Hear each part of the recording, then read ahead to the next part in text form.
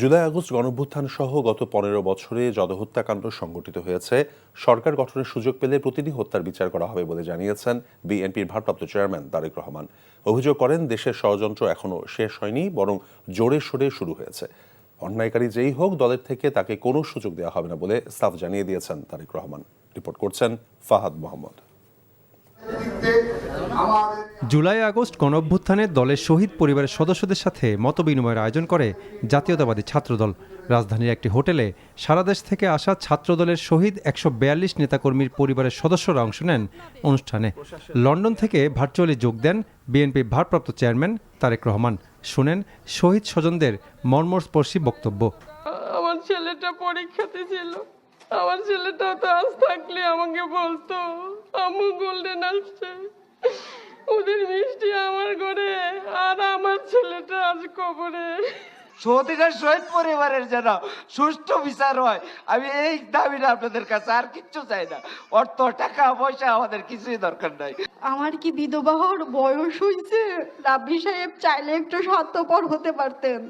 অনুষ্ঠানে প্রধান অতিথির বক্তব্যে তারেক রহমান বলেন, আগামীতে বিএনপি সরকার গঠন করলে গণতন্ত্রের জন্য যারা জীবন দিয়েছেন, যাদের হত্যা করা হয়েছে, প্রতিটি হত্যাকাণ্ডের বিচার করা হবে। অভিযোগ করেন, ষড়যন্ত্র এখনও শেষ হয়ে যায়নি, বরং জোরে সোরে শুরু হয়েছে। যে অন্যায় করবে সে কখনো দলের হতে পারে না উল্লেখ করে তারেক রহমান বলেন, কারা মব সৃষ্টি করে দেশে পরিস্থিতি অস্বাভাবিক করতে চাইছে তাদের খুঁজে বের করতে হবে। কিছু কিছু নন ইস্যুকে ইস্যু তৈরি করে একটি বিভ্রান্তির চেষ্টা করা হচ্ছে।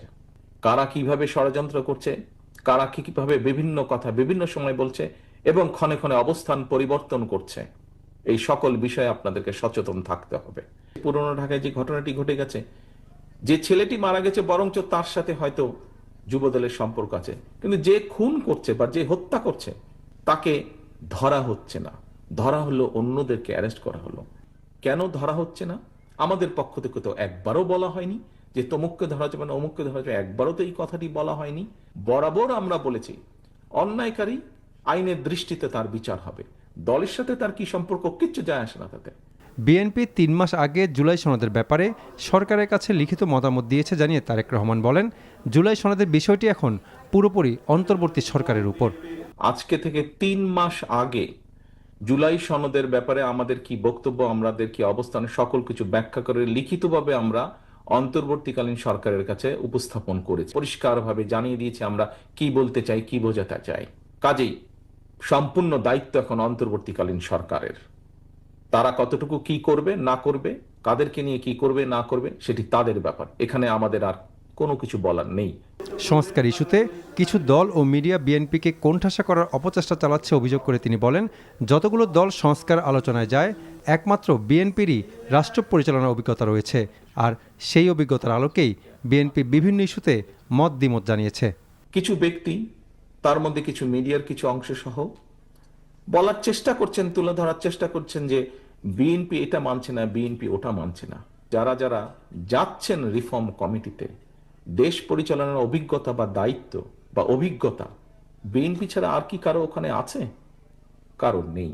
বিএনপি জানে, বিএনপির ধারণা আছে যে কোন কাজটি করলে দেশের জন্য ভালো হতে পারে, কোন কাজটি করলে দেশের জন্য ভালো না হতে পারে।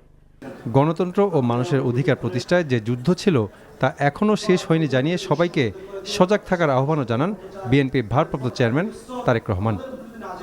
Fahad Mohammad, NTV news, Dhaka. Bundle থাকলে প্রতি সেনমানিতে টাকা বাঁচবে। বিকাশ সেনমানি বান্ডেল কিনে জিতুন প্রতি লেনদেনে।